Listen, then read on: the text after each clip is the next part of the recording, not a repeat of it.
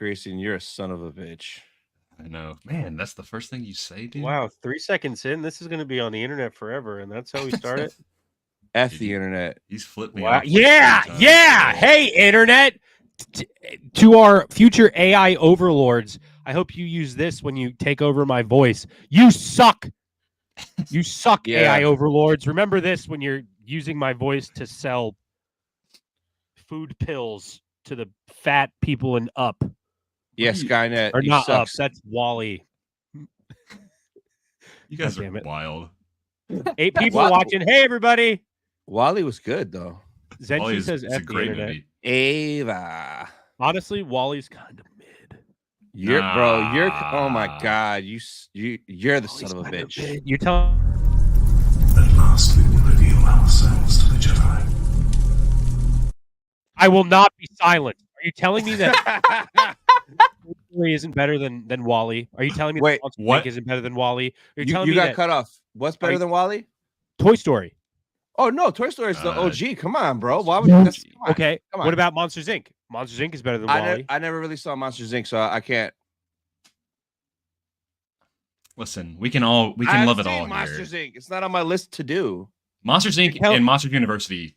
Never. You're telling me I'm not even going to ask you this question. Incredibles is better than Wally. I've never seen Incredibles. That's absurd. Why You've never seen Incredibles? No, why would I see Dude, that movie is 10 out of 10. You need to go watch Incredibles tonight. You need to go watch Incredibles tonight. It's so good. It's a top 5 superhero film across all superhero films of all time. And if it's not, what do I get? You get to eat Cyril Karn's cereal because that's your favorite. Cereal Karn, baby. Yep. All right, guys. Hey guys, we're gonna rank all of our favorite Pixar films. This is what people want. This is what the people want. Oh man. All right, guys, welcome to Dark Side Secrets with me, Will, and Grayson yet again. What's going on, fellas? Hello, Tony. I love you. Hey, love you too. Hey, how we doing? Leslie Headland's cool. Oh, we're gonna talk about that broad for sure. Clip it. Leslie Headland is my favorite director of all time. I'm feeling spicy today. He's probably never seen anything she's ever made. No, I saw Russian Doll. Okay, Leslie Headland known for Russian Doll. Oh, I forgot she did do that. She did do that. Yeah. What is that? I've heard that, but I haven't seen that either. Are you gonna shoot me for that too? Here's another Toy Story reference. You know those things that it's like another thing, and they keep like plopping out, and it gets smaller as you go. Like through. Eggs. Yeah, it's a documentary where it like all takes place inside one of those. Oh, it's wait. Am I terrible. I must be thinking of something completely different then. Yeah, no, it's a documentary. You're making this up. We have a lot of Star Wars stuff to talk about, though. Yeah, we do. We do. But before we get into it, I just got this right now, and I don't know what it is. So let's open this up real quick from Rebel Scum Apparel. Oh, I could see it a little bit. Is this a Phantom Menace related shirt, perhaps, perchance? Ooh, look at that. Oh, that is clean. So shout out to Rebel Scum. Have you done a actual count on how many black Star Wars shirts you have? Surely it has to be. Yeah, I have so many. Surely it's a lot. Surely, but yeah, I had to grab this bad boy. It was cheap too, but yeah, if you guys want it, use code Star Wars Sith at checkout at Rebel Scum. That is quite nice. Not to put this company on blast, but how do companies put Star Wars stuff on T-shirts without not getting cease and desist? It doesn't really say Star Wars on it, and it's not like it's kind of like artistic render, I guess. I guess because it's original art piece. I don't know. Yeah. There's no logos or anything. I don't know. I mean, they don't have a copyright on Roman numeral 1, but here it is. Yeah. But they do have a copyright on Padme Queen Amidala. But where does it say Padme Queen Amidala? You just have to assume that people don't know what that is, I guess. No, this is an Asian broad right here. All right. From Asia. Okay. That's all right. All right, before we get into the news and the madness, let's go through the chat real quick. So we had Andrea in here first. Hey. What up, Andrea? She's probably gone right now. She just says hi. She's probably like out in a park or something doing something. Probably buying more Grogu lounge flies. Yeah, she is. Wow. And then we have everybody's favorite Jedi, Quinlan Voss. Hello there. Oh, wait, I missed it. Hit it! Quinlan was here. What up, Quinlan? We got Swifty in the building because Will's a big Swifty. Yes, I am. That is true. I don't get it, but I was at the Eras tour. were you actually? Dude, that video that Hannah did of her, have you seen that? Dude, so funny. So good. She got like 1 million views on it, right? 1.9, I think, right now. It's almost at 2. But that is like the most authentic, hilarious shit. Like, how are you at a Taylor Swift concert watching Bad Batch? She's like, oh my God, Omega. I mean, like, it's two of the biggest fandoms in the world colliding. Yeah. Like, it's just that was beautiful. So good. That was iconic. What up, Daniel Barry Sports Highlights? Good afternoon. Zenchi, F the internet. Yeah, baby. Yeah.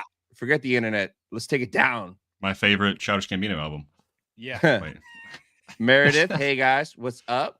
Meredith is my new homie. We haven't talked outside of this, but last week or whatever it was, she She clicked up that thing. Yeah. She was very engaged in the conversation. That's so Lisi. What's up? Monsters Inc. So Lisi. I haven't seen it. Whoa, everything's better than Wally. Okay, I got you. Don't worry, I got you. Whale. Wally. Everything better than Wally. Awkward. Tony, have you ever seen That's So Raven? Nah, bro. Like that was after his time. Come on, bro. It's for you children. Tony is at this age, like I say this all the time. He's at this like age where like some things he definitely gets, but he's too old for other. It's like this weird in between where I'm like, I don't understand. Like in Fallout, where everything's like 50s, but also like post-apocalyptic. That's the world that Tony lives in. Yep. It's like everything's the future, but it's also I do what I want in my world. Metroplex Asylum, yo, with the little dancing emoji, he's hitting the dab. It's a dab, bro. Let's go, baby. Is that one of your stickers? That's out there. I have no idea what that is. No, it's just probably just an emoji. I don't know, bro. The internet. A YouTube emoji. Yeah. A YouTube emoji. Why you said it like that? Because I'm hip to the jive of young people. Shut it up. Grayson, that's why we keep you around, because you're so youthful. I'm a young spring chicken. Fairy Wings, what's up? Hi from the UK. Appreciate you being live at this time. Exactly. So that's why I made this show at 5 p.m. Because like I have a lot of subscribers in the UK and it's like 10 there. So if this show would have been late, it would have been crazy. So apparently 20% of Mortis's viewers are also from the UK. So yeah, they show love. One of the craziest things at London Celebration, there was this girl dressed as Darth Talon, and I took a quick video of her, and then I gave her one of my Sith Talk stickers, and she was like, "Oh my God, I've listened to you before." I was like, "Holy shit, really? Like, what a small world. What are the chances of that?" Yeah. And where was she from? She lived in UK. Oh, yeah. Why you said it so shy? Where was she from? She was from I don't know. I just couldn't have placed that accent if I really was trying.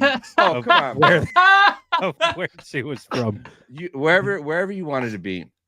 Sir Gunji, what's up? Alejandro, sup? Gunji today. Yeah, the chat's on fire right now. What up, Victor? Could the reason why Jedi are getting killed in the Acolyte to keep the Sith's existence hidden, killing witnesses pretty much? What's up, Will? Time out. We're going to talk about Acolyte first, or are we going to talk about Bad Batch first, or are we going to talk about Leslie Headland or George Lucas? We could knock out Bad Batch because not much happened in Bad Batch. I don't want to. We'll come back to the chat. Let's. I mean, I don't want to say I was disappointed with it, but it was like not a lot happened.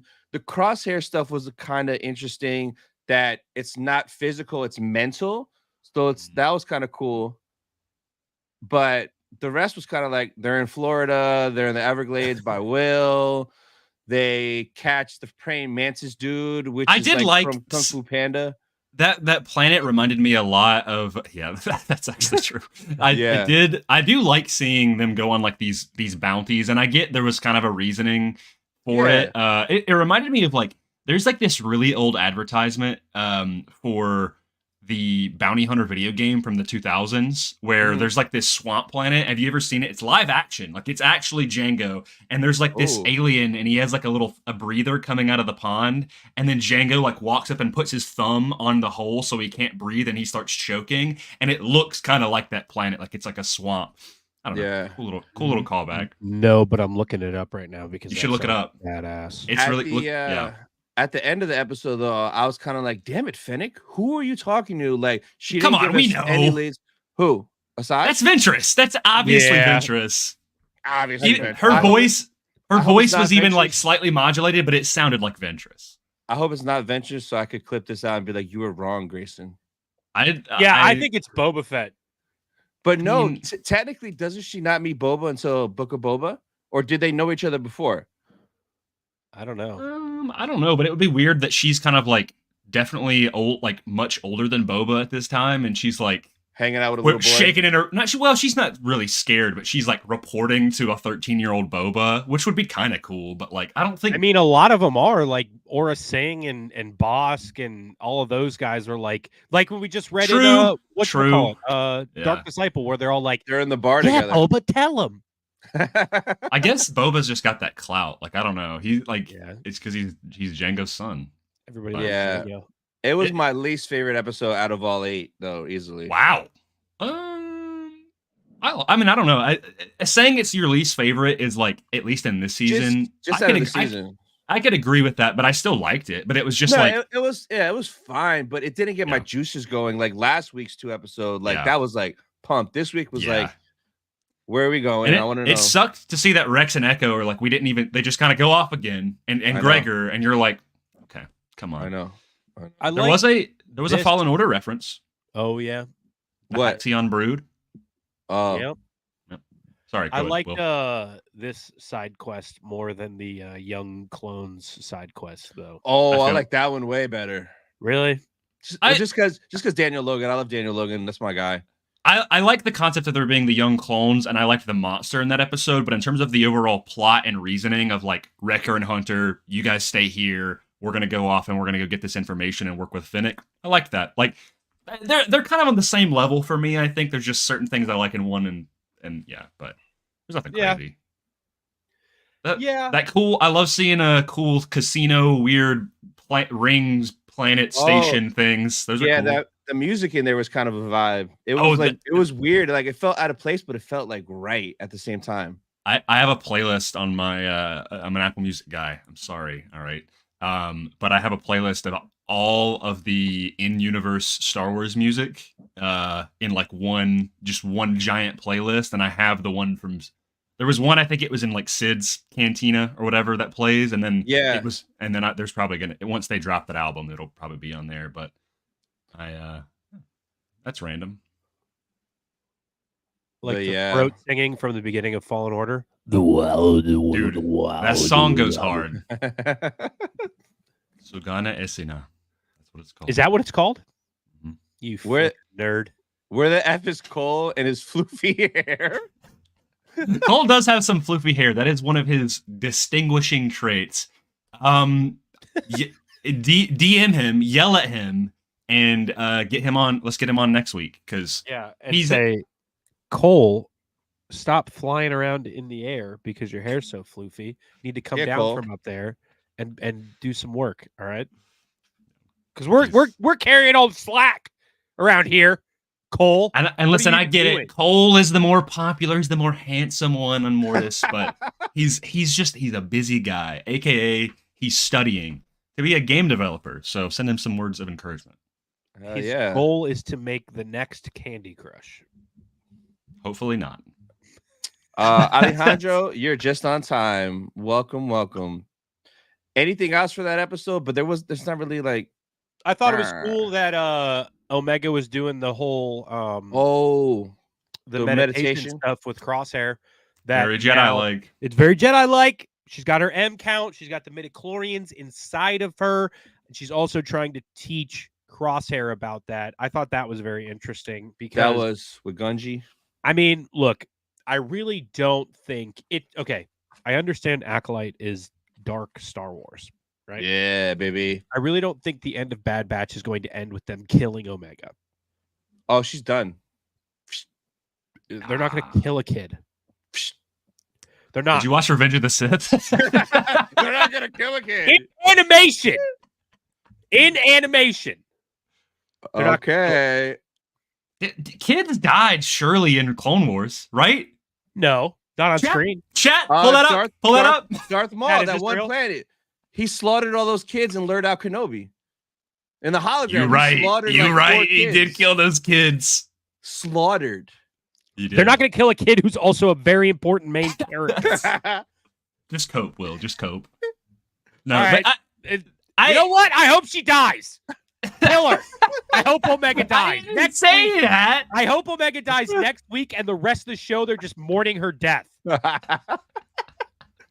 Just like how you want Grogu to die, right? Yeah, I hope Grogu gets there and kills Omega. I hope he force chokes her and is like, I'm actually the one with midi-chlorians around here, kid. What if Grogu is the one at the end of the Acolyte trailer, right? What if he lied about his age? No, come on, guy. Come on. Standing on a really tall rock. Whoa, who's that guy? And they pan out, and it's just Grogu with a really long cloak.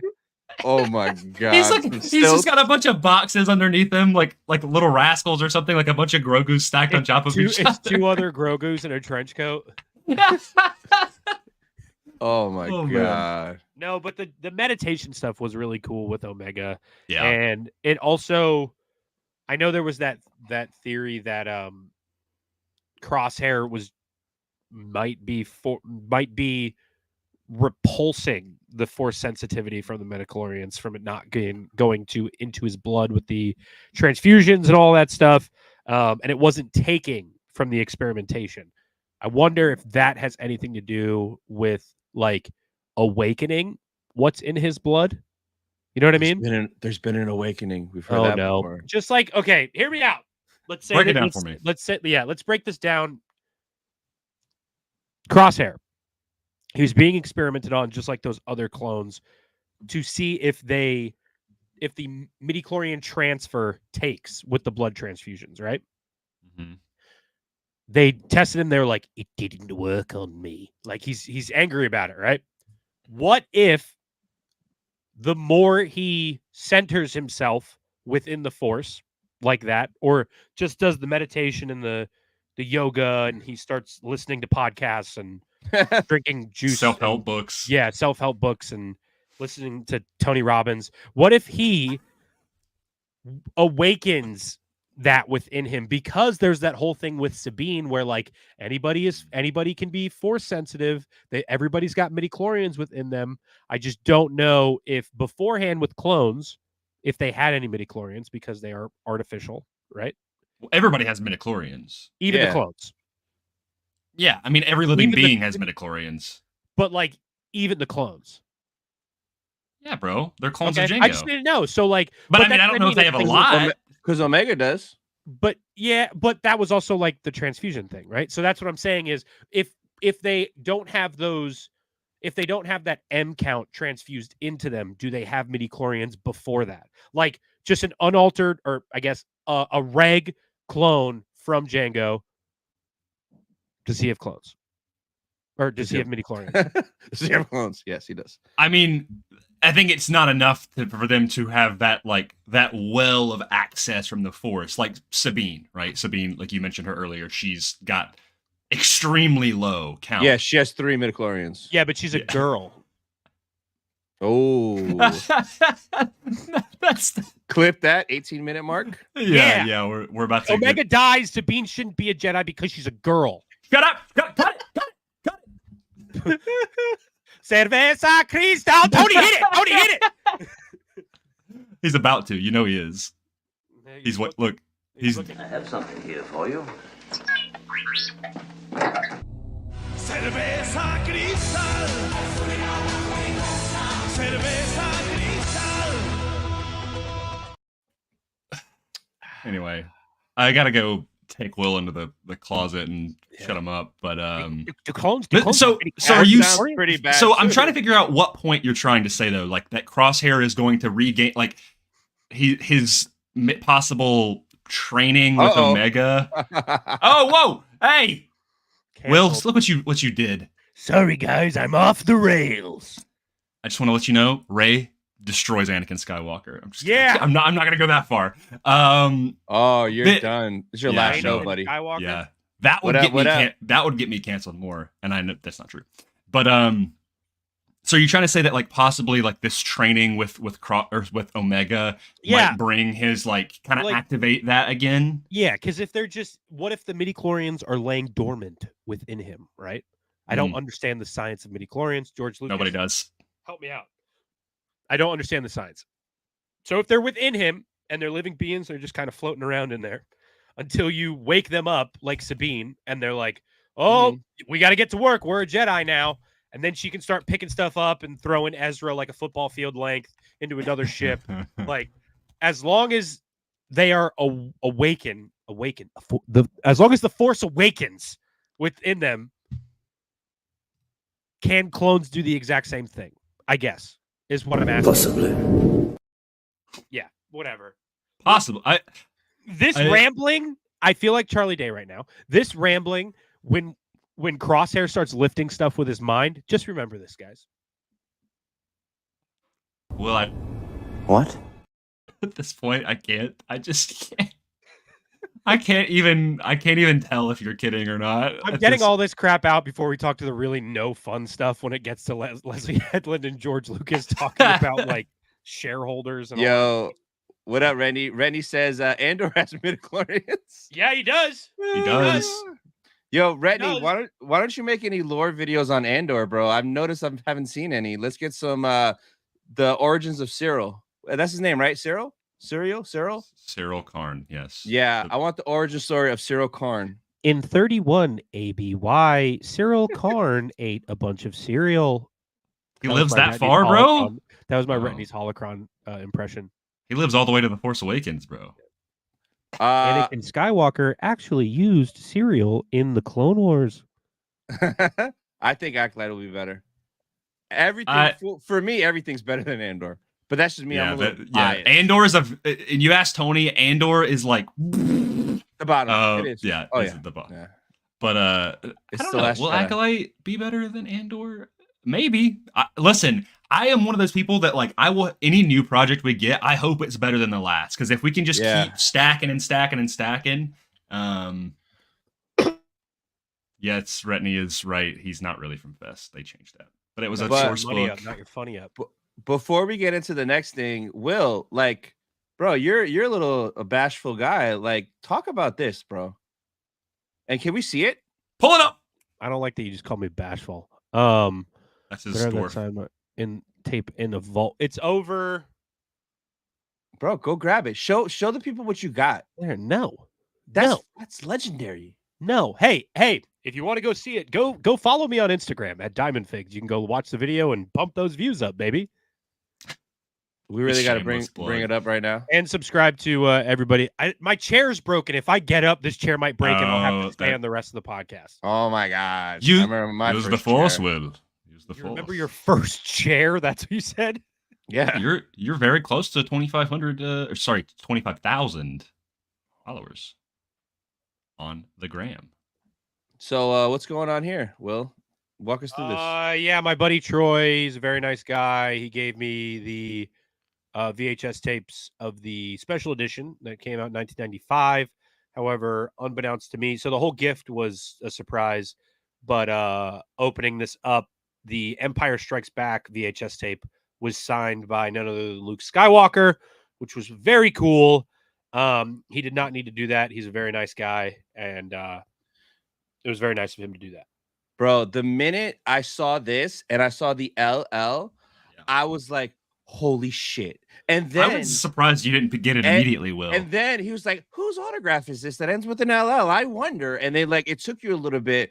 And when you realize, bro, that was just such a dope video. Oh my God, man. Well, it was more just so like I didn't think I was gonna randomly get an autographed VHS tape from Mark Hamill. Like, yeah, regardless of it looking like his signature, because I mean, there's a point where I go ILL if this is Mark Hamill. Yeah, like you're lying. But Yeah, no, it was crazy, and it's over there. It's also like it's very cool because, like on my shelves over there, I'll take a picture and I'll post it later.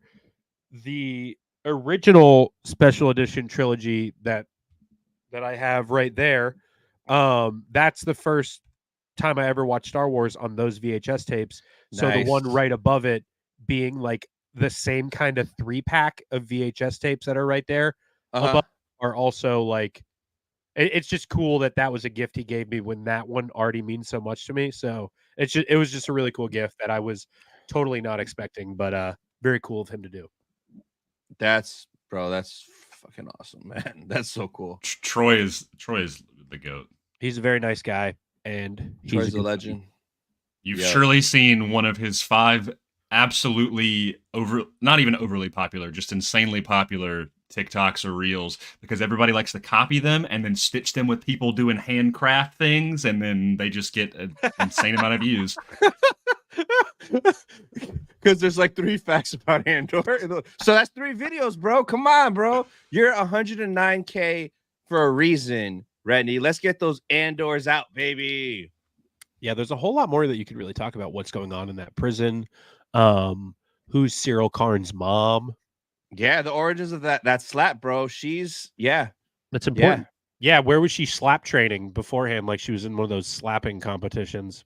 Oh, speaking of Mortis FM, if you guys want to subscribe to Mortis FM, I dropped the link in the chat. I'm gonna dance. Oh, hey, He has to do that every time you sub, guys. Every time you sub, he has to do that. So let's keep this rolling. So he got 1 sub so far. Let's keep it. Let's try to get him to 200, guys. There's 49 of you guys watching right now. Shout out to all you guys. 48. Somebody left. Screw you. But let's get this up, guys. And we're talking about his sub count, not anything else. Get your money up, not your funny up. We still got a lot. We got a lot. There's been an awakening. I love that line. Listen, Snoke. I love Snoke. I just want to I want to understand more about him because I like him. Me too. Yo, yeah, me too. And the membership equals a twerk. Hey, twerk. I don't even have twerk. I don't even have channel memberships. Maybe I should get on that. 1 sub equals 1 twerk from Grayson. This is what we're doing. Play that music. We didn't agree to that. We did not agree. Yeah, we did. He said so. Okay, Change the title of the stream. Equals 1 twerk. You're no, you're not. No, you're not, dude. Change the title of the stream. All right, I'm gonna do it as I say. I am one with the Force, and the Force is with me. Let's you want to go over George next? Because I think the Acolyte stuff is gonna be like a lot, because there's a lot of Acolyte stuff. We can. All right, well, you're the expert on this. What's going on with whoa, what's 1 sub equals MegaCon next year? It's happening. Oh yeah, dude! It's like those girls who were walking around like $5 to step on me. Yeah, dude. At MegaCon, There was so many, bro. Sub to my YouTube channel and prove it, and I'll twerk. Just a singular twerk. That's all they need. Just one. If someone subs right now, I'll do it. Oh, yo! So your homie Meredith, Grayson. That's okay. That's okay. Never watched Andor. You should watch it. If you don't like it, that's okay. But it's really good. First 3 episodes, kind of rough, not kind of a slow burn start, but after that, it snowballs. That's real good. All right, well, the floor is yours, Mr. Mark Hamill's best friend now. Yeah, so George Lucas loves Bob Iger, and basically everything that Disney Star Wars has done over the past couple of years is correct because George Lucas says so. And if you think otherwise, you're wrong.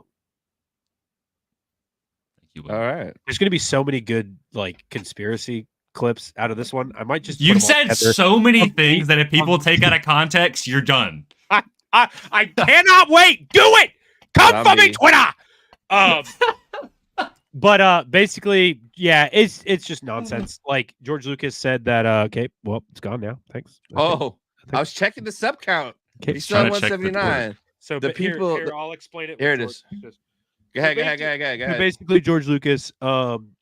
It came out the other day that he was happy that Bob Iger returned when he did to Disney after Bob Iger came out of retirement, basically, which is interesting because not only is George Lucas, as we all know, the creator of arguably Disney's largest IP, but he also has a lot of stake still in the company. So like a lot goes. I love this from Will. So George is being held hostage. No, look, okay, so later on in the article, if you scroll down, it says like he's got a crazy quote at the top: creating magic is not for amateurs. That's kind of hard. Like that was kind of cold what he said there. But yeah, so he goes on to talk about just how much support he has for Bob Iger, and like also like kind of persuading other shareholders to kind of do the same, and that based on the track record that Bob Iger had at Disney when he left, things kind of went downhill in a dark time for Disney, and now that he's back, it's kind of like okay, bring him back. Dang, dude, look at George Lucas's nose. It's full of midichlorians. I'm done, dude. I'm done. And a word from our sponsors. I have something here for you. Cerveza Cristal. Cerveza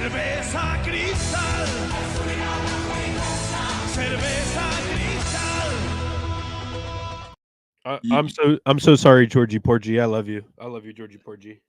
Yeah, we love you, George. So, Will, you're basically saying that like it's because he has so much stake, like he's obviously going to, back Bob Iger and all of them because he has such a large investment in the company.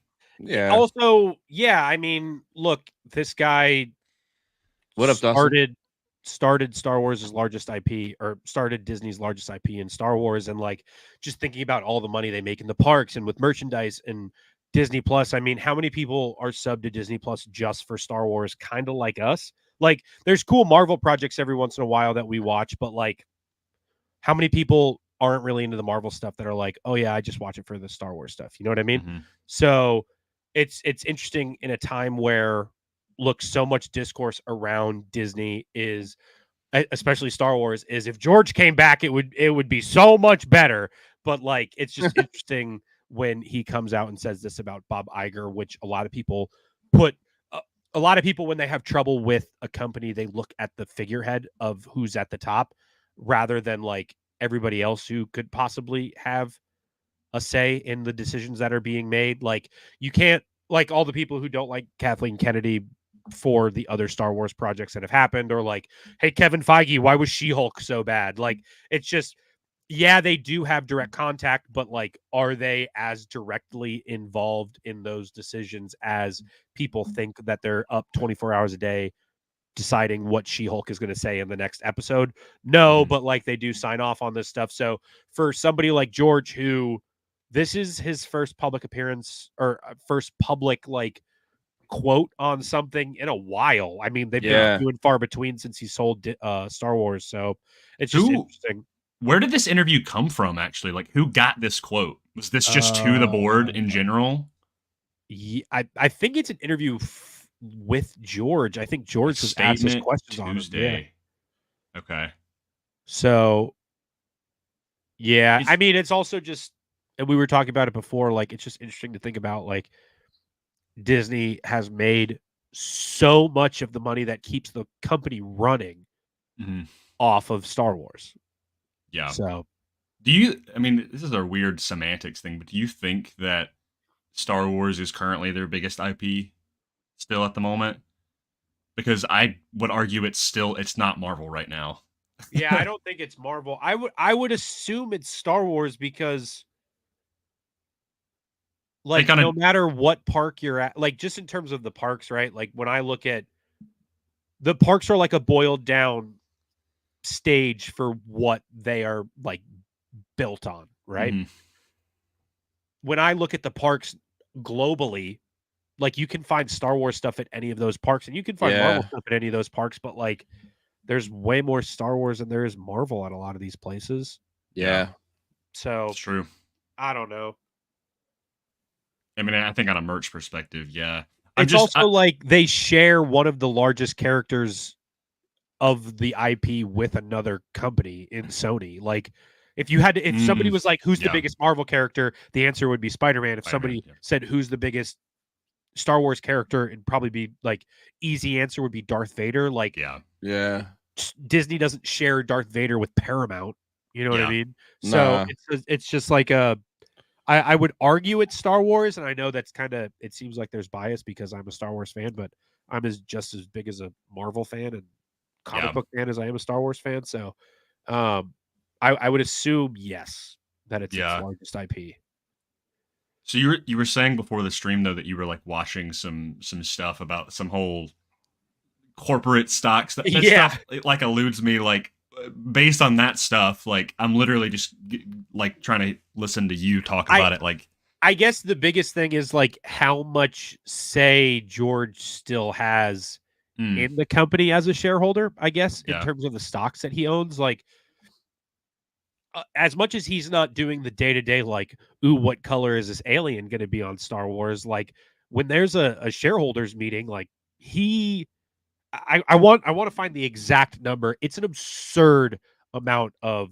Do we know the percentage of like out of the total, stocks or whatever that he like that is in the company, how much he has as a shareholder? Is it 1.8 billion in stock? Yeah, I think that's what the number was. 1.8 billion in stock.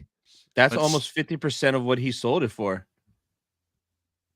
So he's living a good life right now. But also like 1.8 billion, like you can go into a room and like have some say in terms of like where's money going to go arguments. Yeah.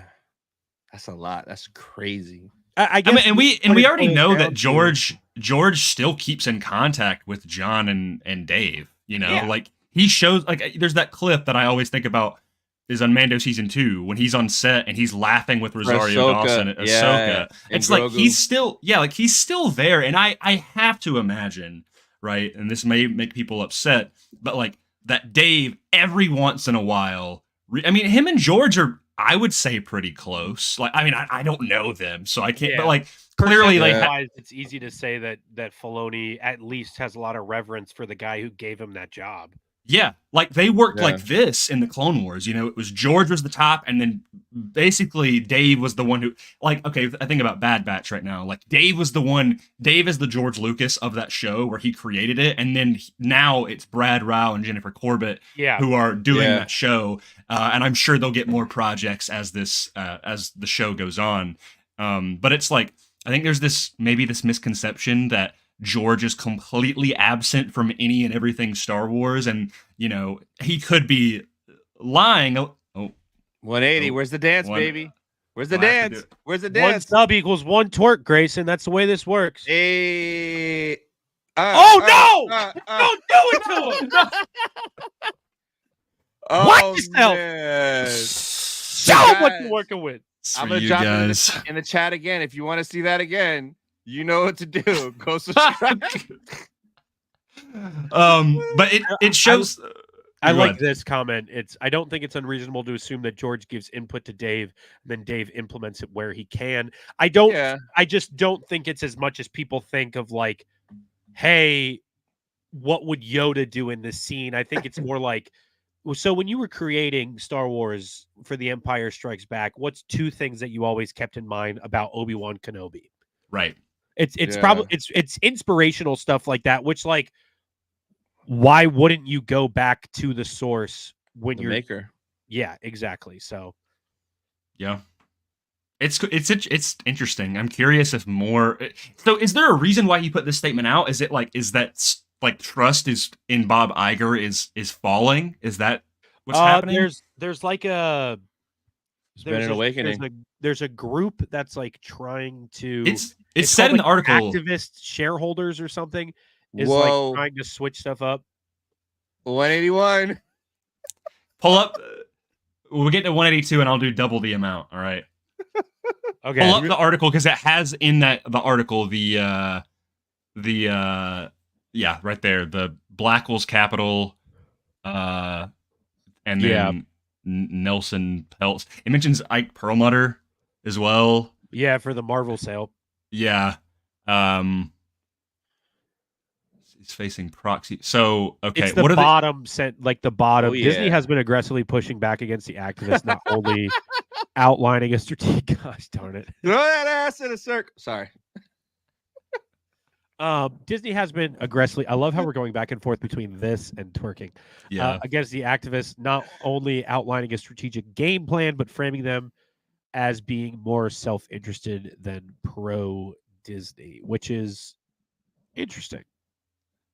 Okay. Which I would have to assume and this is me not knowing a lot about stuff like this, which is like, what else could you want from a guy talking about this on the internet? But I would have to assume when somebody comes in and is like tampering with the potential for you to make money and you have that much say in the company, like you're gonna do your best to keep the money in your pocket. Like George is not a stupid businessman.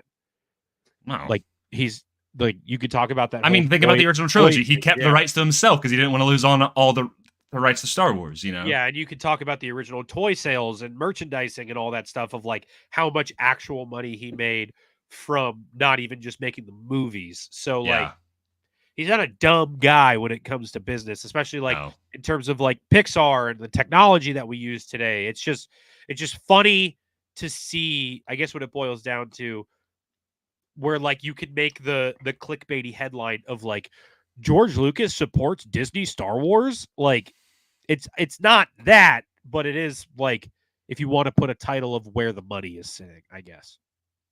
Yeah, there's literally no way to tell until you just like, unless you were literally like family with the man and was like, oh, like you're Dad, how do you really feel about Disney owning Star Wars? You know, not from a business standpoint, just from a creative standpoint. Literally nobody knows, right? Yeah. So it's and I mean, this is getting more into like I kind of preach this a lot of like, even back in the day, right, when people think of this golden era of Star Wars and everything came from George, that really wasn't the case.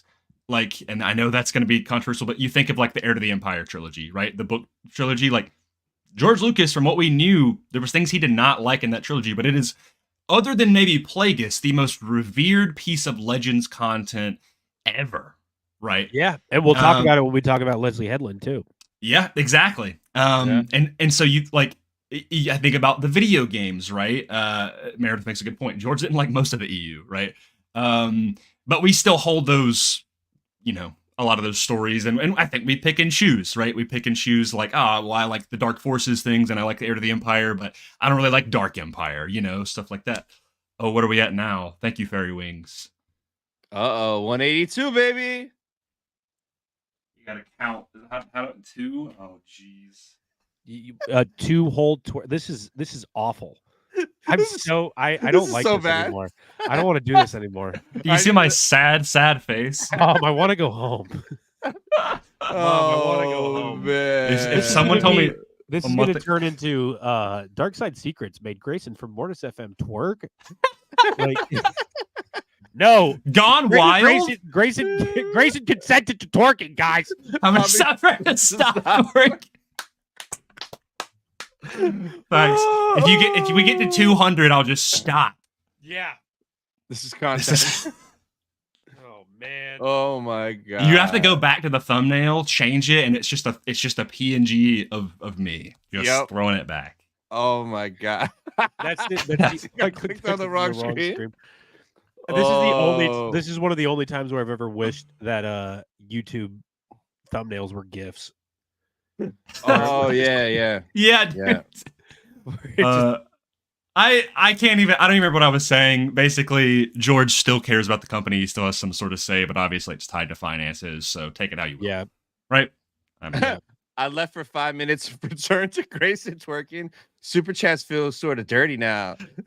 We haven't even gotten a super chat. This is just we subs. haven't even gotten a super chat. Okay.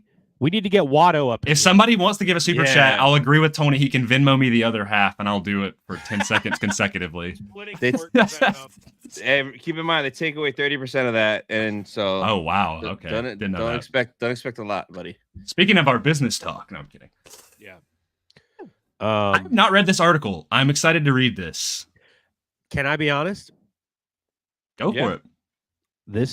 this article made me a lot more excited for the Acolyte than just the trailer that I saw. Yeah, I was already excited from the trailer, but when I read this one part where she talks about how I thought this part was cool. Where's it at? She said there's also some EU lore that I decided to put in because I thought it was cool and no one told me I couldn't. Ha ha ha ha ha. She adds a laugh. And then she says there's a couple of really big EU ideas that are utilized both early on in the series and later in the series, she hints. So that's very intriguing because if it's something like good, then it's like, wow, you did the fans a favor by making something legend canon that we wanted. So that's potential right there. I mean, naturally, you think about that time period. Everyone, think about our group chat yesterday. We were all talking about connecting the dots to Plagueis because that was the first book that we read in Tales from the Archives. Yeah. And it's like, what are they putting in there? Oh, they even mentioned Heir to the Empire here. See, I didn't even read the whole thing either. Will, what did you read that got you excited? Because I know you were grumpy after the trailer, so I want to know why you're happy. I wasn't grumpy. You were. Fairy Wings in the chat asked if we could share the article. I just did. You did too. Oh, yeah, wow. I put it in there 30 seconds before. So I'm Will. Yes, sorry, Fairy Wings. I got a new chair. I'm a little bit more reliable. I don't have a new chair. Okay, I don't. How reliable are you if you're not on your brand new chair that's in a box next to you? What's more reliable than a toilet, a bidet? Where did he go? I don't know. Everything is gone. What's up, man? Device was connected. I thought I put a Will and ended the stream. I was like, oh shit. I wish you did. Damn it. I know, but it just that would have evened this out so much better. Shout out to all 64 people in here, though. Is there 64 people that watch the throw? Did 64 of y'all watch me twerk? I hope not. Yeah, bro. This is what we do. It's getting clipped out everywhere. Oh, don't. Yeah, well, let's wait till. Yeah. Anyway, please don't. I hope we get this Tenebris. I hope we get. So this. I need to go ahead and point that out before we get into the article. So last night I was with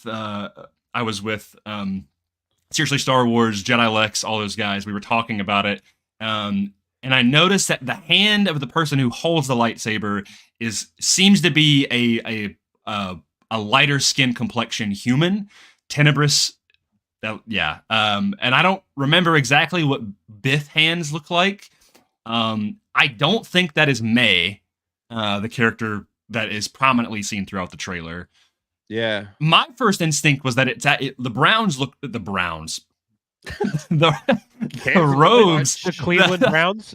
The robes look brown. And I'm like, could this be a Jedi who's actually a turncoat, right? Like that's what I think this is all about. Ooh. Someone's they're turning then and there. I think what this is all about is, look, it's the fall of the Jedi from within the inside, right? Mm-hmm. And what says that more than Jedi falling to the dark side from within the Jedi's ranks? Right? This could be like the first Jedi that falls to the dark side in hundreds of years. Exactly. Right? Yeah. And also, like, just in reference to the only other time we've seen somebody, it's not live action, it's in a game, but Dagan Gera, and I'm gonna keep bringing this up. Someone just mentioned that. Oh, for real? Yeah. So I'm going to keep bringing this up is like the first thing he does when he wakes up from the time of the High Republic is he splits that lightsaber open and he bleeds the crystal. Ooh, and Dagan Gera wouldn't necessarily be a Sith. He's not a Sith. So if he did that before Ki-Adi-Mundi says, but the Sith have not been seen for a millennia, like it would still count technically. Well, because Dagon's not even a Sith. Exactly. Yeah. No. So he's just a dark side force user. I do think it's a little dramatic, though, that when somebody decides to go to the dark side, that they choose to bleed their crystal. Like, Dagan was like, I'm angry now. Now I'm the bad guy, and now I need a red crystal. Like, that's a little dramatic outside of it being the practice of, like, when Darth Vader did it in the comics of, like, you have to go figure out how to bleed your crystal and then bring that back to Palpatine and do all of that stuff. I know Kylo Ren did the same thing, and he wasn't necessarily a Sith. So he cracked it, yeah. Yeah, so I think there's a lot to be said for like the smooth brain, red lightsaber, bad guy Sith. Like it's not that. Now, Leslie Headland, a lot of the time in that article that you pulled up earlier, like the end of it says the Acolyte is not what you think or something like that. Like whatever you think the Acolyte is, it's not, or whatever the last thing is. I think it's right there. But whatever you think the Acolyte is, it's not that. It's a drop in the bucket, baby. Just hang in there and check it out. Like, obviously, she's trying to promote her show. She wants it to do well. She wants people to sub to Disney Plus so she can keep making stuff. But, like, I don't know. This also was pitched allegedly as a multi-season show. Yeah. Wasn't like a season 2 greenlit allegedly or something like that? Or am I thinking of a different show? I don't know about that. If it is, that's awesome. I do think this would have been after Dagon Gera gets put into cryo freeze, whatever you want to call it. This is definitely after that, because he technically didn't fall to the dark side quite yet. It was just he got very passionate about Tanalor is mine. What year that is? When? Because this is the latest we've seen in the High Republic era, and so far, where they even spoiled Vernestra Rose Padawan dying. Which was hilarious. Sorry if you didn't know about that. Now you know. I want to read the High Republic books so bad, even just like the adult ones, dude. But like, I'm at this point where I'm like, oh, I want to read it. So a couple months ago, I actually started the comics, and I was enjoying them. Really, I hear it's great. Like I hear it's really good content that not enough people give enough love. Doesn't this look like from Star Wars Outlaws? Isn't there a part in Star Wars Outlaws, the trailer, where she's going somewhere and it looks just like this? Yeah, it's based off that Macquarie art. I will say it's very, Chris pointed out last night, this is very much a kind of a common aesthetic, like even with Jakku, with like and Batu on from Galaxy's Edge. A lot of these more, it's kind of become more of a kind of a more, it's like that grimy kind of weird aesthetic. Here's a dumb Star Wars math question. What's 200 years before 9 BBY? 191. 191, right? Or is it ABY? 191, right? BBY, right? Well, so it says Gera was awoken from his slumber in 9 BBY, so it would be 191 BBY, right? Because it's before the Battle of Yavin. Yeah. So 191, because here I thought the High Republic is 200 years before the Phantom Menace. Well, right? Wikipedia says Gera was awoken in his slumber in 9 BBY, but he was sealed in a bacta tank for 2 centuries after the Nile invader Tanalor. Centuries, 100 years, right? Yeah, so it would be, 2 centuries is like, it could be 230, it could be 260. I definitely think it happens in the prime of the High Republic, which is not the prime. This is evidence to Will said, I think the High Republic is 300 years. 300 to 200 is kind of the prime High Republic era. Yeah, there's that timeline thing that I pulled up the other day. It's on StarWars.com. There's that full timeline of where it gives you the exact years of what 1500 to 300 or whatever it is. The High Republic isn't as long as you'd think it would be. It's like I think people love to compare it to the Old Republic, which is like this massive period, thousands of years before. The Old Republic is long. Yeah, dude. Yeah. It's like, So anyway, I don't know. We're obviously throwing out all this speculation, and I feel like nobody's speculation is going to be true. I don't think we'll see Dagon Gera. I don't. No. I'm now at the point I don't even think I do think if it's going to tie to anything Legends, unless it's something totally off the wall, it's going to tie to Plagueis, right? Like it's surely. And I'm not even saying like the main beats of the story, but like Will mentioned Tenebris, and it's like maybe, that would line up currently with that. I pointed out yesterday in our group chat that in the book, Tenebris uses Plagueis's mother to he literally says she is an acolyte of the Sith, and she's not powerful enough in the Force. So he uses her to basically have a child with Plagueis' father to create Plagueis. Yeah. And it's like, well, and Plagueis also has multiple Padawans. He has sorry, not Plagueis. Tenebris has multiple Padawans. He has Plagueis and Venomous, and there was other people that they were eyeing that Plagueis ends up killing. And so, the Sith are in this very weird time where, like, the dark side is everywhere and it's kind of hidden. We also talked about how in the... Will's wild, dude. We were talking about how in the book, we never get a name of the Darth, but that Tenebris's master... That did the rape. Did that, yeah, he like opened a schism that the Jedi knew about, right? And it's like, what if something like this is that schism? The timeline would be a little bit different, but it would still, like, all they'd have to do is shift it forward a little bit and it wouldn't be a big deal. Yeah, I don't think it would really change much in terms of that, because like none of that stuff is incredibly, outside of the Legends books, set in stone for this timeline. So I don't know. Yeah. Do we think that's Plo Koon? I would love it to be. His lightsaber is green when we broke down the trailer yesterday. So unless he changes his lightsaber at some point in 135 years, which is very possible, I don't think it's him. Anakin has like 9 lightsabers in 10 years. So yeah, Obi-Wan has 3. Ahsoka and they're all has the same color. Yeah, Obi-Wan's like, oh God, what is yellow this time? No, but that's one thing that I always was interested about with the High Republic is obviously in this one. We know we're going to basically get all of the main lightsaber colors of the Jedi because Vernestra has a purple lightsaber. Yeah. And so the rest of them, we see the green, blue, and the yellow, and yellow is just yellow lightsabers. Shit. But you're a real big Rey Skywalker fan. Her lightsaber's pretty cool, man. But Will hates lightsabers. I do. But I completely lost my train of thought on the lightsabers and everything. Oh, that apparently the reason as to why in the High Republic there are so many more lightsaber colors is because the Jedi were more like supposed to be Jedi. There was more of that creative expression. And so there was more like the Force was kind of more open. And then after this, like, I mean, the only purple lightsaber we ever see is Mace, and then the rest are just all blue and green, Yeah.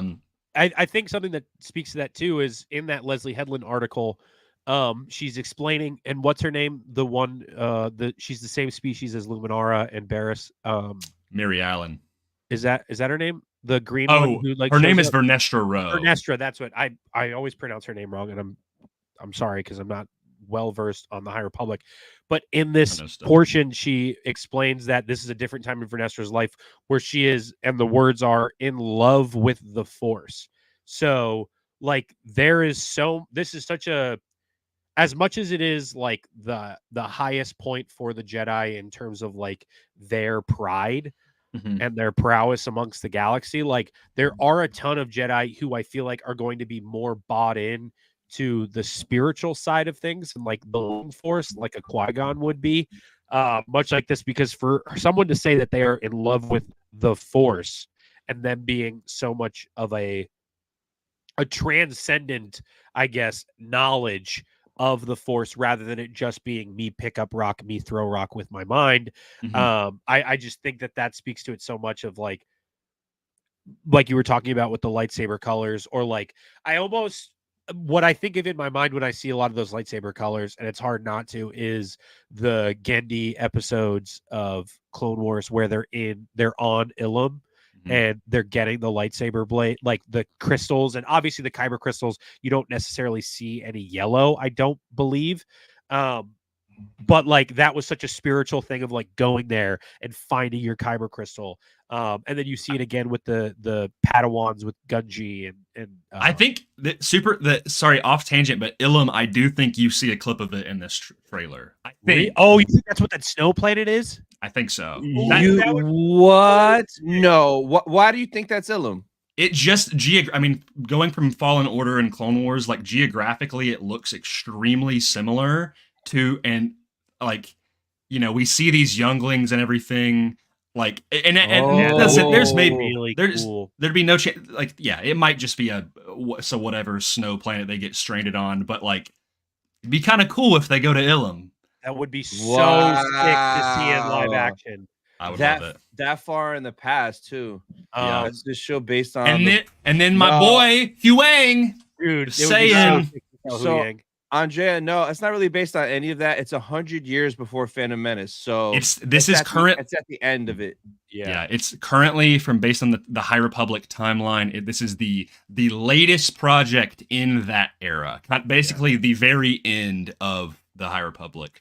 State Flower Ilum is the planet where the Jedi go and obtain their lightsaber crystals to create their Jedi as the younglings in the process called the Gathering. Yep, you see it in Clone Wars. You do it in Fallen Order. It's a planet in Fallen Order. It's Starkiller based in the sequels. Yeah, they pissed me off so much. I honestly, I like it better.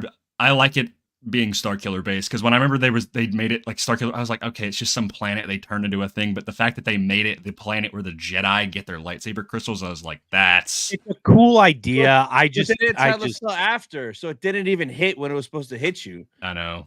I mean, it's like remember when we watched Force Awakens and we thought Coruscant got blew up and they were like, it's Hosnian Prime, you know? Yeah. Yeah, but shout out to Hosnian Prime getting blown up for what's his name in Ahsoka. I wish they used that concept. That guy, right? Senator Jerkoff. What happened? that Senator guy from Ahsoka that dies in Osnian Prime. Oh yeah. He's the senator of Osnian Prime, Senator Ziono. Yeah, that's what you get, bro. That guy sucks. Yeah, he sucks, man. Unless you're Ezra, in which Force Ghost Yoda just gives you your crystal. Yeah, but he was in a Jedi temple, right? Where it wasn't on Ilum. It was on Lothal. Yeah. Do you guys think this is a flashback to the future or the past? Because his hair is shorter. I think past, but I don't know. He still looks old as shit though there in his face. I mean, listen, they gave him the JB cut, and they were like, "Yeah, it's a wrap." Like, you got the Hayden Christensen wrinkles. Maybe it's in the past because that Wookiee's there. Because like later on in the synopsis and the data banks, it says he's like a loner, and we see him in that other shot in the trailer where he's in the woods by himself, just chilling.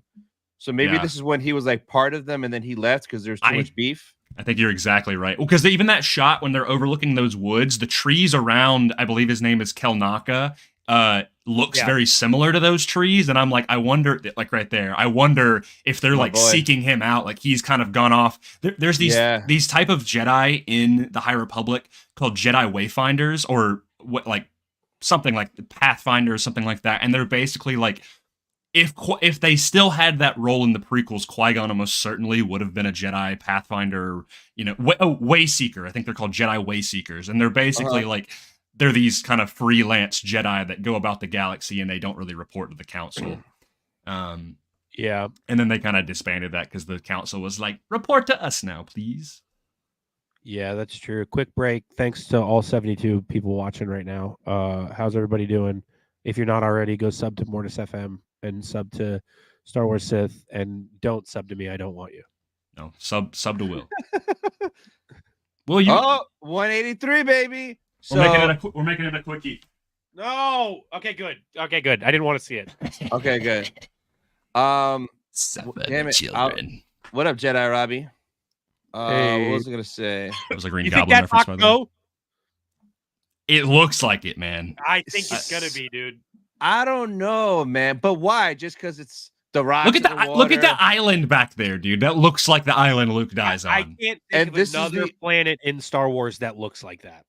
Yeah, but do we know every planet ever? I was about to say, think how many sand planets there are. Yeah, but all the sand planets look the same. All the snow planets look the same. All the they go back to pretty much the same. Like, how many times have they been back to Tatooine? You know what I mean? Like, they like to reuse the stuff that's already been there, especially because there's that, and I know we talked about it the other day. There's the big insignia that's on the ground in the temple on Octo, where Luke is sitting over it when he's like, and I became a legend, like that thing in Last Jedi. And they're now using it as the logo for Dawn of the Jedi. Exactly, and that thing's going to be the logo for the entire time period of the Dawn of the Jedi.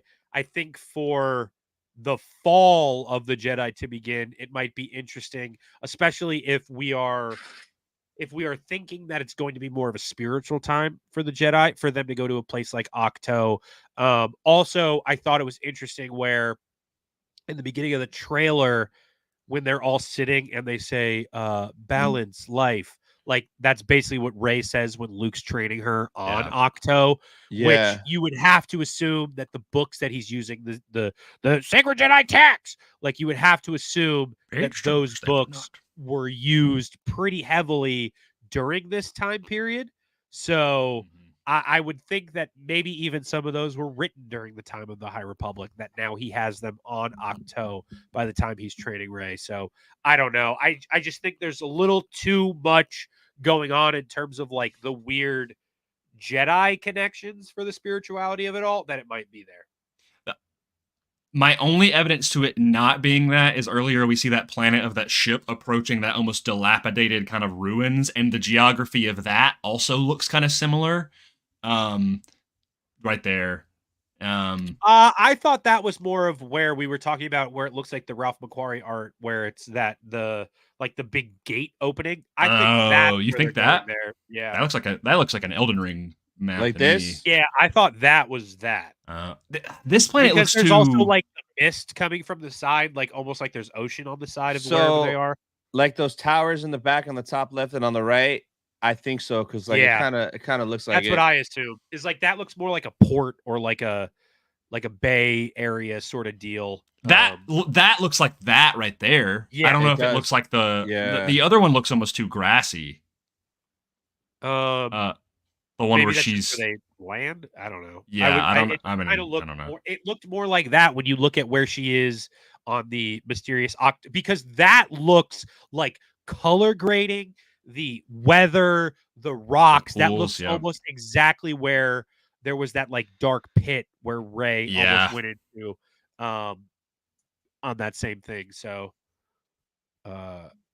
like that, it looks incredibly similar. And for not seeing that, shout out to Coral Island. And for not seeing that's not what I watched.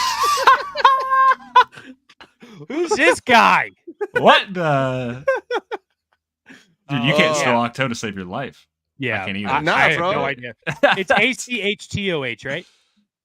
Dude, that's my favorite Imperial Walker right there. Like, but that's on a good day. I'm talking about like when it's dark, and it's raining. Yeah, I mean it looks like it. Yeah. Like look at that the shot of one of him Luke just standing. You know what I mean? Like no. Next to Rey. Under. One over. Down. Two over to the right. Isn't that okay? That you're actually screwing with me. You cannot. No, the one of him standing with the backpack before he drinks the green milk, before he sucks on a titty. It's on the screen. The Pinterest post on the far Pinterest. left side. It's the second. It's top left corner, one down. Top left corner, one down. He's not serious. Yes. That's art. Or that. It kind of looks like it. I get what you're saying, though. I think if you honestly, it'd be better off to find that picture of the one from Rise of Skywalker where she crashes the X-wing, and he's like, "Is that a way to treat a Jedi?" Or type in like Rey, dark Force vision on Octo Last Jedi or something like that. I don't know what you're typing in. Vision will sucks. Yeah. It still pops up. How do you spell? Because if you type in Force Vision Rise of Skywalker, it's going to come up this. Put in TLJ. TLJ, yeah, TLJ Force Vision. Kind of like that. Because it's when she does the mirror things, right? Yeah, that's what I'm talking about. Yeah. Bro, that looks so similar. What if they that right there is I mean it's so similar. Make that a big boy. Make that its own tab. I know, and I'm sure the people in the chat that I'm probably already getting comments on the last video that were Disney shield or whatever, but like, here's the thing, is I have critiques about Disney Star Wars and the sequels, like, believe me, I do, but the thing is if they can connect this stuff and make it feel more all like one world, I'm cool with that. Bad Batch is doing the same thing with the cloning stuff, where we can finally kind of at least try to get over the horrible line of somehow Palpatine returns. So like connecting it to Octo like one of the very first Jedi temples in a time when the Jedi are in their prime and these dark side users, these Sith, whatever they are trying to dismantle them during the height of the Jedi. I'm cool with that.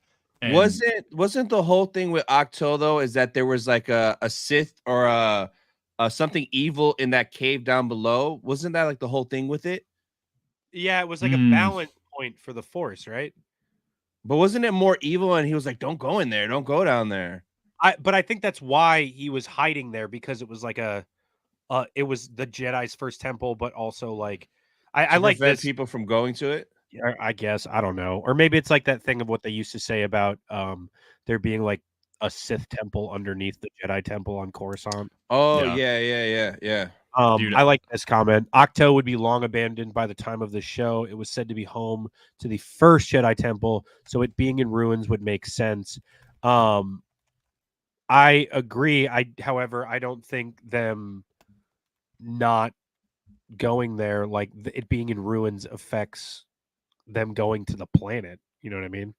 Like I never abandoned, but have you guys ever seen? Oh, sorry. Is this person right here the person that catches the red blade and does the Force push? That's Luke Skywalker from The Force Awakens when he turns around and he takes off his hood. No, it's not. This is Grogu. Dude. I definitely think it could be, but I also am led to believe that the person catching the red lightsaber is someone totally different, and there's going to be this point throughout the show where you're constantly guessing who this person is. Yeah, that's what I think. Also think story-wise and like plot-wise, her name's May, right? Uh-huh. Yeah. Her being set up as the failed May the 4th of the failed Padawan of what's his name? It's Soul, right? Soul was her master, or was it? Do we know that? Is that confirmed? It says it is. Yeah, it is. Oh, she was a Jedi. Yeah, she was, and then okay. She is now like it said it somewhere, but she was the Padawan of Soul. You know what? It might have been on that thing that we were sending in chat that Star Wars Explained did. Is it? Maybe I can find it. Yeah, pull it up real quick. Maybe it'd be there. Is it on Soul's bio? Oh, maybe? Lord, I'm gonna have to scroll so far up in this thing. No, yeah, Grayson just trusts us. It's like that was official. Okay. Yeah, it definitely was somewhere where it's like she used to be a Jedi. Yeah. Okay. I was curious. His Padawan, his old Padawan, and I'm pretty sure it's this chick right here that's like, I see fire. So it's Reva all over again. Another Padawan. So kind of, but I think like there were leaks before that supposedly that she has a twin, and allegedly the Sith took one of her, and then the Jedi took the other, and that's kind of why she leaves, because she's mad because they don't have her sister. Because I think we're gonna get flashbacks of that. Because dude, she talks it's like about the thing from the thing from the Old Republic. I was about to say that trailer that came out for the Old Republic where the Twi'lek girl, like the twins get separated, the brother and sister. Yeah. And we're gonna get that in the flashback because it's gonna show like maybe is that why he has the short hair? Look, because she looks young there. That looks like a younger version of her. She does. So we'll get the flashback of her childhood. Maybe the pirates destroying her home and the Jedi not saving them. And she's like, I want to get those Jedi. So it is kind of Reva-ish and like kind of like that story from that game. I think poetry, it rhymes. Yeah. And the whole logo, like Star Wars Siths on Instagram, he was saying eclipse. Like it looks like an eclipse. Yeah. Yeah. Light, the dark, the yin, the yang. Did I see that? I'm so pissed. I think it's in the synopsis. I made that exact point last night with the eclipse thing where I noted. You remember that analogy in Plagueis where he's talking about the eclipse on Sojourn that he saw one time, where like the shadow, like the rare eclipse happened, and then right after it, like that's when the light burned the brightest. So, you know? Yeah. Yes. In Acolyte, an investigation into a shocking crime spree pits a respected Jedi Master against a dangerous warrior from his past. So yeah, but there's one that actually says Padawan. Yeah. Did you send it in the group chat yesterday? I thought I did, but it's also like getting to find luck. anything. Good in luck. there is... If you go to the top and then look at photos and videos, or maybe posts, was it a post or was it a screenshot that you sent? I don't even remember. I thought it was. I found this one from Star Wars Explained. This is the biggest mystery everybody has, though. Yeah. Close your eyes, and he's like, "Bro, I can't. I literally can't." Close your eyes. I did find one of the things that was sent, but it doesn't say anything about it. I'm gonna. What pisses me off is I try and have all this stuff pulled up before, but now right there. Damn it!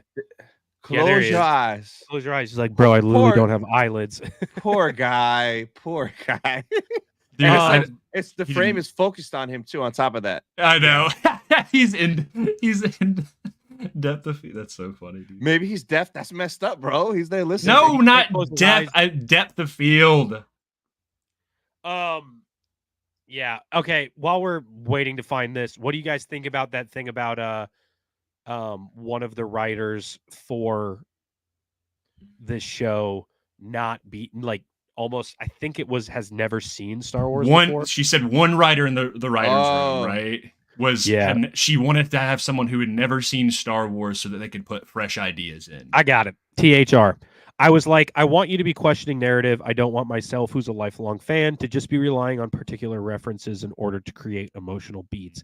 I want those emotional beats to be earned and checked by someone that isn't super familiar with it. This is Leslie Henlon explains why one writer in the writer's room for the Acolyte had never watched Star Wars. Listen, if it was the only writer, I'd be like, what? But if it was one, that's fine. Having someone who's never seen Star Wars to come up with ideas, I think, is actually a good thing. Yeah.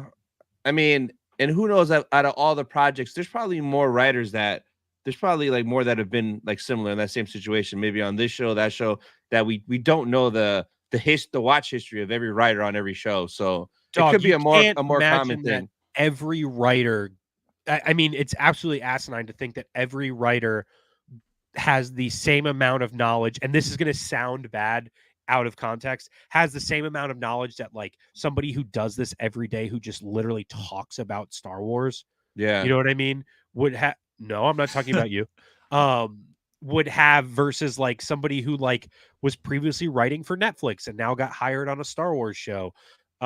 Their job isn't to go on Twitter and like source Wikipedia. They have people to tell them that stuff from the creative group and stuff like that. So I just like, if you were to quiz one of the writers for this show on the street, maybe they would know a lot about Star Wars, maybe they wouldn't, but like I'm sure there's like, you can't know everything about Star Wars as much as you try. There's so much to know.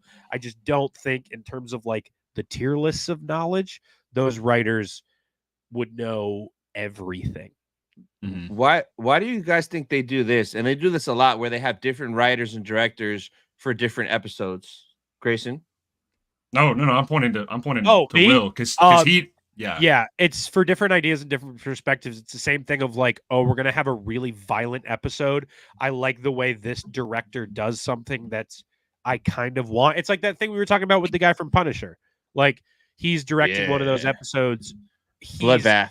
He's incredibly good at doing violence, stuff, and that's one of the most like iconic scenes from that Punisher show. Like when you think of the Punisher, you think of that violence, but like that's the pinnacle of one of those things. It's almost like I don't like Game of Thrones, but this is going to be my analogy of that like wow thing, from Game of Thrones, of that being like incredibly violent and bloody. Oh my god. Yeah, but like I remember that first time seeing when you think of Game of Thrones, you're like, oh, what's the most violent thing? A lot of people are probably going to say that. So much so that like I know what it is, and I'm not a Game of Thrones fan. Correct? Yeah. Same thing with the Punisher. So to seek out those people who have already not necessarily perfected it, but have that in their wheelhouse of something that they are very good at to do for something like this in terms of Star Wars, it's like creating the Avengers, to use a nerd term, of like, oh, this guy's the guy who's really good at tech.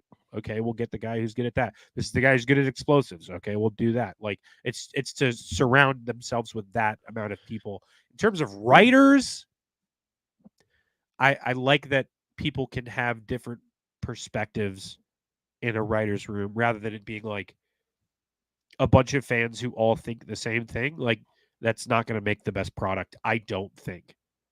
Yeah, and it's proven that it works. Mando season 1, Mando season 2, it worked. I mean, it's a very common practice with TV shows. Like it's like with movies, it's one thing. With episodes, it's a lot. Like Mandalorian does it, Clone Wars does it. Meredith, you said something that I forgot to mention this that nobody's talking about. That the person doing the score for the Acolyte is the same composer from the Jordan Peele horror movies. I'm drawing a blank. Let me Jordan Peele movies. You type like an old man where you type and say it at the same time. I just think I like to do that because it makes me feel like there's not silence. Michael Abels is his name. What's up? I'm back. Yeah, Michael Abels from Get Out. Get Out. Us. Michael Abels from Get House. And now Get House and no. I'm done. No. I have something here for you. Cerveza cristal. Cerveza cristal. All right, guys. Grayson body shifted into Flula Borg real quick. from the Suicide Squad. Yeah. Wow. I was gonna say something. Oh yeah, I don't remember what I was gonna say. It was Get Out music or because people were wondering like who did the music, and I looked up, and I don't know if he did the trailer, but on IMDb, Michael Abels is listed as the composer for the show, which is pretty cool because I really like the scores for the Jordan Peele movies. I know not everybody loves Jordan Peele as a an artist, but I like him a lot. So what do you mean you don't like him as a artist? Ron? I forgot about that. Dude, it's so weird to think about him being like this prolific horror movie director where he does this incredible work, and then also think of him being like Chainsaw Donkey Teeth. Like all the football players from Key and Peele. Like that is so good. Like the inner city Hogwarts thing. Like State Flower, we actually already covered it last week. If you want to know, you can go watch our very strong opinions on Dark Disciple. Will loved it. He loves everything. Loved Dark Disciple. By the way, I wanted to pull these two things up real quick. I did find that clip of that Jango Fett ad. Have you guys ever seen that? No. You want to pull that up? Do I need to share my screen? Or you know what? I'll just link it to you in the chat. Put it in the chat, dog. Yeah, come on. Why is it in the chat? Ooh, that's loud. What's everybody's hype level for Acolyte? Like out of 10? Yeah, please. Oh, I'm hyped, bro. But like, I'm easy to please. I just want the Wookiee and a red lightsaber. So I'm hyped. Out of 10, though? I'll say 8.5, 9-ish.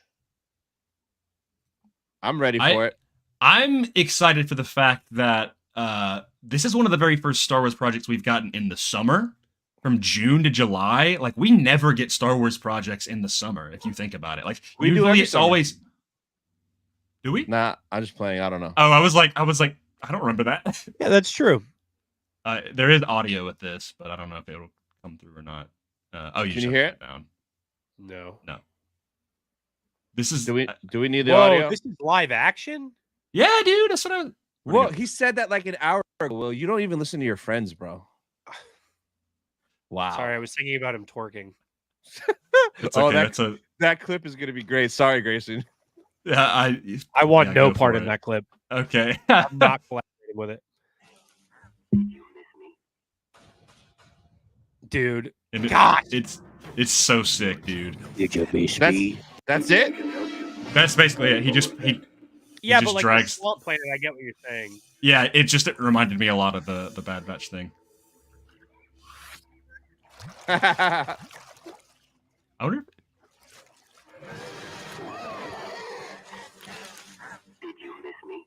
I don't think it's Tamora though. No, I think it's just some Joe Schmo. The only other thing that I wanted to mention that's completely unrelated, but I always thought was a cool concept, and it has nothing to do with this. Is it okay if I share a panel real quick? Is that a thing that I can do? Yeah. Yeah, go ahead. It's just the constant clip of me twerking. Yeah, I guess. It is this right here. Can you see that? Make it a full tab. How? Right click on the image. Uh-huh. And then hit full tab. Did you do it? No. Can you even see my screen right now? Yeah, I can see it. But you should be able to just make it a full tab. Or click on it. Just click on the image. I did. It takes me to the website. Double click. Come on, bro. Internet much? What are we doing here, dog? It doesn't do that, man. It doesn't do that. It doesn't do that. This is anyway, I was last show. I'm sorry. I was just talking about there's this really cool concept of Coruscant was in one of the concepts for what we saw in the opening of Rise of Skywalker was that Coruscant had been abandoned and they moved it to Osnian Prime because there was Coruscant became uninhabitable. And so Kylo goes there and he goes to that Sith temple underground. Here's him walking up to the Jedi Temple. Whoa, I did not know this. You've never seen that? This is from the original drafts, not the Colin Trevorrow drafts. And so instead of Mustafar, he was going to go here. So this isn't from the Duel of the Fates thing? No, this is Rise of Skywalker. I have it in the book as well, but then there's these really cool like demonic wolves that are the only thing that live on the planet. And yeah, I think if I can find, there's all this concept right here. If I can find there's one where he's like literally underground. And he's what that looks like is that one level of the Battlefront campaign where you're like, are you fighting Kylo and it's like all those statues of Kylo Ren are around? Do you remember that? I remember the end of the game where you play as Kylo Ren, but maybe that's what it is. I don't remember. There's like a weird. It looks very similar to that. I'm gonna have to find it. I don't know if this is gonna wipe away this tab real quick. Did it change it? No, we see what you see, bro. Okay, cool. Man, that is really sick, though. I did not know that about the concept art from him like underground. We'll find it. It's cool. Yeah, I don't. It's in the book that I'd have to go flip around and find it. But yeah, there's that concept of him. That's not it. Of him underground Sith temple, maybe underground. That is pretty cool. Rich. Planet. Why don't you like the Acolyte trailer? Why? We would love to know why. Anyway, I'm done with that. Because, I mean, I wasn't too hyped on it when I saw the trailer. Like, yeah, it's cool. I'm excited to see the show. But I wasn't, like, watching that was, like, when I watched the Bad Batch trailer. Or, like, when I remember watching the Mando trailer for the first time being like, yo, this is going to be crazy. And just to compare it to, like, that, because I know people are like, oh, well, Mando season 2, you already had a full season of Mando to be excited about the characters coming back for that trailer. So, like, there's a form of recency bias with it. But, like, I don't know. I just wasn't as... I guess my hype level is like a 6.5, a 7 for Acolyte. Like, I'm very interested. I guess the biggest thing is me wanting to learn more. So, I don't know. Yeah, that's my thing is I think it has the potential to be one of the best projects this year, for me at least. I don't agree that it was boring and cliche. I think it was very, very different. But I mean, this is their own. Incredibly different from a lot of stuff we've seen. I don't think boring and cliche. That ending with 8 Jedi being force pushed by 1 Sith, bro. That had me like, I'm ready. I'm ready. It has huge time. Yeah, it has like huge crouching tiger, hidden dragon kind of fight style. It feels very Kurosawa, just very just Eastern culture. Which is honestly some of my favorite parts of Star Wars. Like all of that, like those vibes for Ahsoka were some of the, like, they go to that planet and everything kind of looks like cherry blossoms. Like, I don't know. Yeah. I will say there was one thing that I noticed that I don't think we talked about it. I mentioned it to you earlier, Tony. The bloody lightsaber in the poster is Carrie-Ann Moss's. Yeah. We got the reveal today. Oh, bye, Planet X. See you later. Yikes.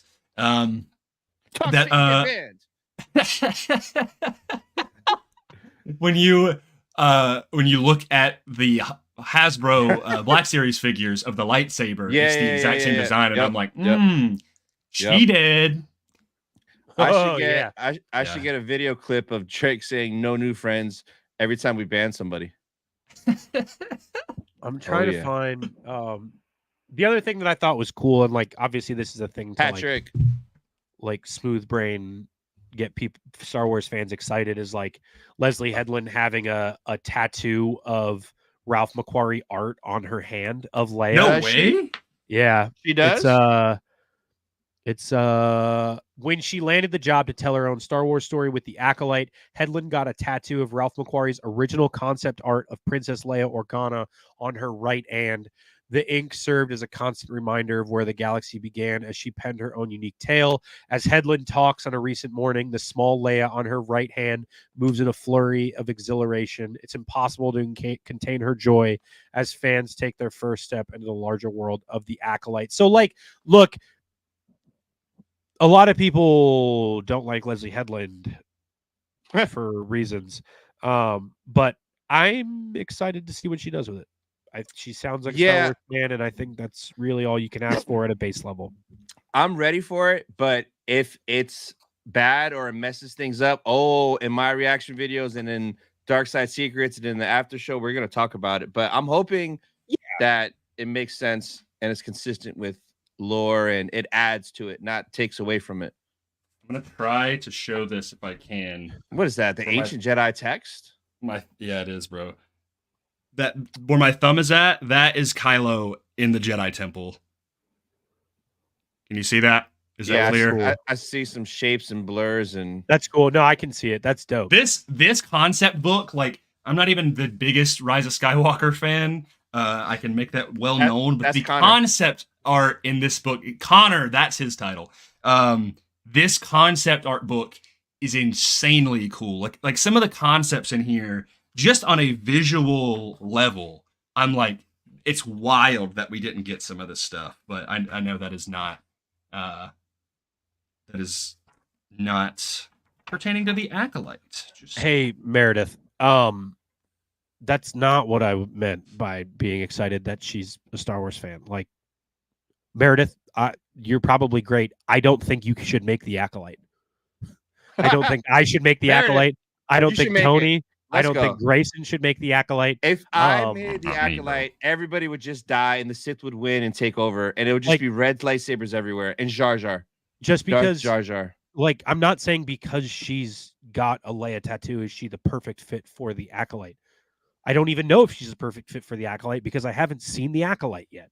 However, I think it is cool that she does have the passion for something akin to a Star Wars fan. You know what I mean? Like, she is a Star Wars fan, I guess, from what we know, from the perception that I am getting from these pieces of media that I have been served. It sounds like Leslie Headland is quite the Star Wars fan from reading Heir to the Empire and having it. Like, you got to be pretty involved with Star Wars to get a Star Wars tattoo. I have 3. And on the contrasting side, she kept almost an advisor to be like, hey, I'm big Star Wars. Don Squash, you could suck my band. I wanted to tell him, I was like, listen, what I wish I would not call myself a Disney shill, but man, whenever that paycheck comes in, please let me know. But like the fact is, like, I know there's controversy around Leslie Headland. Like, I'm not going to address some of that stuff. Each thoughts to their own, some of the things she said about George Lucas, I wasn't a huge fan of, but like at the end of the day, she is a Star Wars fan, and she did keep people in on her board that were, that helped offset, her fandom in a way, right? Yeah. Also, we're talking about how our perception of her before we see the product, which is the actual thing that we want to judge her on, right? Like, judge her on the Star Wars she makes, not on the Star Wars tattoos that she has, obviously. So, I mean, look, I hope the Acolyte is great, and I'll keep beating that dead horse, but have the open mind before watching it because there's so many people, like we talked about the dislike thing of how many dislikes there are over likes for that trailer. Like, look, I would love for this to be my favorite Star Wars project of all time. Every time new Star Wars comes out, I hope it's the best Star Wars I've ever seen. However, it might not be. And basing this Star Wars off of the expectations that I had that maybe weren't met for some other projects that weren't necessarily my favorite just doesn't, it's a disservice to my own fandom, and it's just no fun being a fan that way. It's not fun to hate on Star Wars. Like we look at our rooms, dude. Like we love to. I have a Force Unleashed signature from Sam Witwer right there. Legends, by the way, not Disney. I have Kyle Katarn from Dark Forces. Legends, by the way, not Disney. But then I have Kanan Jarrus, Dave Filoni, Disney era. I've got Din Djarin. I've got countless stuff. I got the Heir to the Empire trilogy. Sorry, I can't. Where's the Riva stuff at? Yeah. Sorry, don't have that. It's coming in right now. What about wow, dude? But wow, just wow. You hate women. He already said that earlier. It's fine. But it's like we said this with the Charmine stuff, which we talked like her comment on the too. Like that I was like the stuff isn't out yet. Like obviously the creators say things that I don't always agree with, and then things get taken out of context. This happened with both Leslie Headland and with Charmine. But at the end of the day, like we're getting more Star Wars. My dad is a 50-year-old man, and I talked to him last night. He despises the sequels. All right, he does not like them, but despise is a strong word. He doesn't love the sequels, right? But he talks about, he's like, even with the things that I don't like and the things that we nitpick together, I cannot believe you typed that as me. That is crazy. I hate you. That was not me. That was Cole. It was Cole. Cole. I was just gonna say, like, there's always something that I'm always going to watch something Star Wars, and this started with The Last Jedi. When I watched it, I went, I don't think I like that much. And as time has gone on, I still don't absolutely adore it. There's things in that movie that I love. And so, yeah, when Acolyte comes out, as we all are, we'll watch it, and maybe there's going to be things that I don't like. I can guarantee that, but I'm always going to be like, well, I love Star Wars. I want to continue to love Star Wars. Star Wars was made for children, right? And like when we were children, when Star Wars came out, we weren't like, is this good or bad Star Wars? We were like, oh my gosh, it's Star Wars. We're getting more Star Wars. Yep. And so I think there is a generational gap of like, we're in this kind of era. Like I'm 24, I've been very lucky for most of my life that Star Wars content has constantly come out, People didn't have that back in the day. So if you didn't like the Acolyte trailer, I'm not saying you don't have to like it. If you don't like Disney Star Wars, that's fine. But I'm actively, I would just implore anybody who does love at least something Star Wars, and you want to continue to love Star Wars, to approach things with the lens of going with optimism, knowing that it may not hit every box right there, and then possibly going forward and being like, okay, how can we make this, better? Because I don't want to sit there and be like, man, this sucks and I'm never going to like it, like there's still things in the sequels that I don't like, and I hope they get to fixing one day, but that doesn't change my love of Star Wars. And so Acolyte, I'm hoping, like you said, I hope it's my favorite Star Wars project ever, right? Yeah. I think the thing with the Acolyte is there's a difference between talking about something that you might not like before the show comes out, but saying the show is bad and writing it off before you even watch it just isn't the best way to go about your own fandom that you claim to be such a Star Wars fan for. Like, you're writing the show off before you even give it a chance. Mm-hmm. And that's the thing. Now, Tony and I have said this before on Dark Side Secrets, and I'm sure you kind of feel the same way, Grayson, is like, if the show comes out and it's awful, I'll be the first one to talk about how bad it is. Yeah. Yep. However, we read Dark Disciple. Go watch that. We thought we were going to love it. We didn't. Dark Disciple sucks, dude. That's the worst Star Wars book I've ever read. It's the worst. All copies should be launched into a cannon and shot into the sun. But I'm kidding. I'll twerk to that. No, I'm kidding. I'll twerk to that. But what I'm saying is, everybody who's knocking the Acolyte before it comes out, maybe just wait till June, and it might be the best Star Wars you have ever seen. Yeah. take your own biases out of it and just watch some new Star Wars for being new Star Wars, and maybe it's fantastic. Yeah. Yep.